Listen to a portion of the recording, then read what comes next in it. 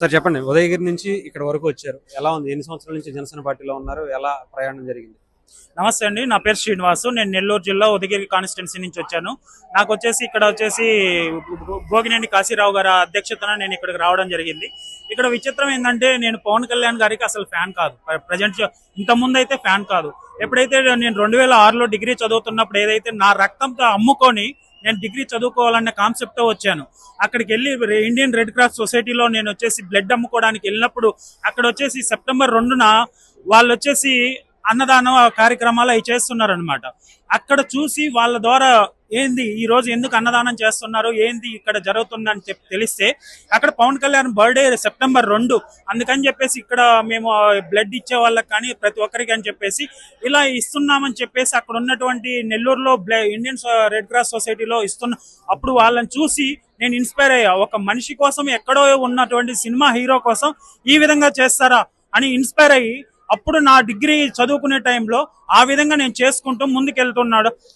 Okay, రక్తం అమ్ముకొని మనం చదువుకోవడం కాదు, కష్టపడి చదువుకొని ఒక పేరు తెచ్చుకున్న తర్వాత ఒక రిప్రజెంటేషన్ ఇవ్వాలని చెప్పేసి పవన్ కళ్యాణ్ చూసి స్ఫూర్తి పొంది నేను అనేది అప్పుడు 2006 నుంచి ట్రావెల్ అవుతూ వచ్చింది. 2007లో వాళ్ళ అన్నగారు పార్టీ పెట్టారు. అప్పుడు వచ్చేసి నేను వాళ్ళ శుంకర అంజనాద్రి గారికి వర్క్ చేయడం జరిగింది. కానీ అనుకోని కారణాల వల్ల వాళ్ళ లోపల ఉన్నటువంటి తెలియని విషయాల మీద అది కొలాప్స్ అవ్వడం జరిగింది.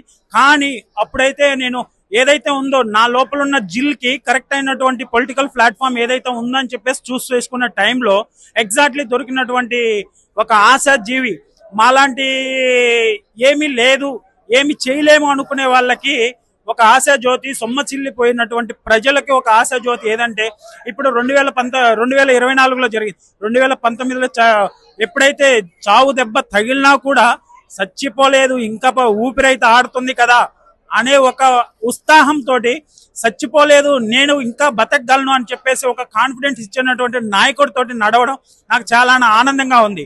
ఇక్కడ అందరికి చెప్తున్నా, అందరూ పొలిటికల్ చేయడం, రాజకీయం చేయడం వేరు, రాజకీయ తత్వం పాఠశాల యూనివర్సిటీ పెట్టడం వేరు. యూనివర్సిటీకి ఎవరన్నా ఒక డీన్ కానీ ఒక వ్యవస్థాపకుడు ఉన్నారంటే అది Pawan Kalyan care of address చేయొచ్చు. ఇంత నిజాయితీగా చేసేటువంటి రాజకీయాలు కనిపిస్తుంది. అవును, ఒక నిర్మాణాత్మకమైనటువంటి ఒక సొసైటీని క్రియేట్ చేయాలి. ఈ రోజు నేను వచ్చాను, పార్టీకి వచ్చాను, పైసలు సంపాదించుకున్నాను, వెళ్ళిపోయానని చెప్పేసి ఒక రాజకీయ సిద్ధాంతాలు లేవు ఇక్కడ. ఒక నిర్మాణాత్మకమైన అంటే ఈ రోజు అంటే ఆ రోజుల్లో మన తెల్ల దొరల నుంచి కాపాడుకోవడానికి నల్ల దొరలు పోరాడారు. కానీ ఇప్పుడు నల్ల దొరల నుంచి నల్లనే కాపాడుకోవడానికి మనల్ని ఇబ్బంది పడుతున్నాం. అలాంటి టైంలో కనిపించినటువంటి ఆశా కిరణమే పవన్ కళ్యాణ్ గారు. పవన్ కళ్యాణ్ గారిలో ఎంత నిజాయితీ ఉందంటే, చిన్న అంటే నేను చెప్పుకోకూడదు, ఈ దేహానికి అందాలుగా మెరుగులు దిద్దుకోవడానికి అవసరం ఉంటుంది కానీ ఆత్మకు మెరుగులు దిద్దుకోవాల్సిన అవసరం లేదు. ఇది నేను చెప్పింది కాదు, భగవద్గీతలో శ్రీకృష్ణుడు వాళ్ళు అప్పుడే చెప్పారు. ఎప్పుడైనా ఈ శరీరం కాలిపోవచ్చు కానీ ఆత్మ కాలదని చెప్పేసి చెప్పారు. అలాంటిది పవన్ కళ్యాణ్ గారు నాకు కట్టె కాలేంత వరకు నేను ఈ పార్టీని అయితే భూస్థాపితం చేయనని ఒక మాట చెప్పారు. ఆ భూస్థాపితం చేయడమేమో కానీ అతను చనిపోయినా కూడా అతను కట్టె కాలిన తర్వాత కన్నా ఆయన సిద్ధాంతాలను క్యారీ ఫార్వర్డ్ చేయడానికి చాలా మందిని ఒక యూనివర్సిటీ నుంచి తయారు చేస్తున్నారు. అది జనసేన ఈ సాయంత్రం సమయంలో విశాఖ సాగర్ తీరన్నటువంటి జరిగినటువంటి సేన అనే మీటింగ్ లో ఈ రోజు ఇచ్చినటువంటి బేసిక్ కాన్ఫిగరేషన్స్ అంటే మేము మెంబర్షిప్పే కానీ మేము ఎవరికి తెలియదు. ఏదో ఉన్నారు, కాన్స్టిట్యున్సీ ఇన్ఛార్జీలు ఉన్నారు, తర్వాత డిస్ట్రిక్ట్ ఇన్ఛార్జీలు ఉన్నారు, వాళ్ళ వరకే తెలుసు. కానీ ఇంత లో లెవెల్కి వచ్చేసి గ్రౌండ్ లెవెల్లో వచ్చేసి ప్రతి ఒక్క మనుషుల దగ్గరికి వచ్చేసి నెంబర్ దగ్గర నుంచి కూడా ఫీడ్బ్యాక్ తీసుకునే ఏకైక పార్టీ ఏదన్నా ఉందంటే జనసేన. ఇక్కడ ఈ విధంగానే చెప్తున్నా, ఎప్పుడైనా సరే ట్రైన్తో పెట్టుకోకు, రెయిన్తో పెట్టుకోకు, గన్నుతో పెట్టుకో. మాకు ట్రైన్తో పెట్టుకుంటే చచ్చిపోతావు, రెయిన్తో పెట్టుకుంటే తడిసిపోతావు. అదే వచ్చేసి గన్నుతో పెట్టుకుంటే మాత్రం పూర్తిగా నీ ప్రాణాల మీద ఆశ వదులుకుంటావు. పవన్తో పెట్టుకుంటే అధపాతాల్లోనికి పోతావు. సో ఇది ఆ ప్రాక్టికల్ గా మనం నిరూపించి చూసాం 2024లో. అలాంటి వ్యక్తి నిర్మాణాత్మకంగా ముందుకు తీసుకెళ్తున్నాడంటే ఎంతో కొంత కాదు, టోటల్ సొసైటీ. చిన్న అన్నదాతలకి అమరావతిలో రోడ్డును పడ్డ అన్నదాతలకి ఆపద్బంధుడు అయ్యాడు.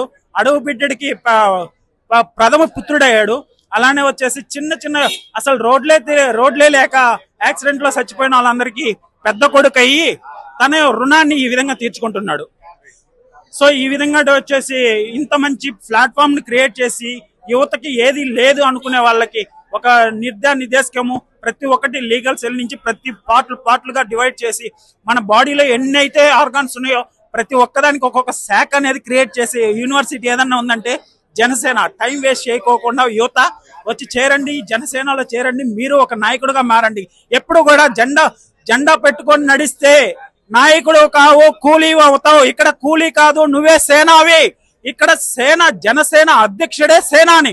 ఇక్కడ నువ్వు కూడా సేనావే, కానీ కూలివాడి కాదు.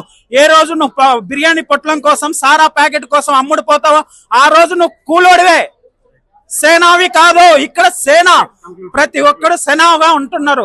కాబట్టి ఇంత మంచి ప్లాట్ఫామ్ క్రియేట్ చేసినటువంటి ప్రతి ఒక్కరు, దీనికి ఈ పార్టీ నిర్మాతగా పురుడు పోసుకోవడానికి ప్రయత్నించిన ప్రతి ఒక్క నాయకుడికి పేరు పేరున థ్యాంక్ యూ సో మచ్.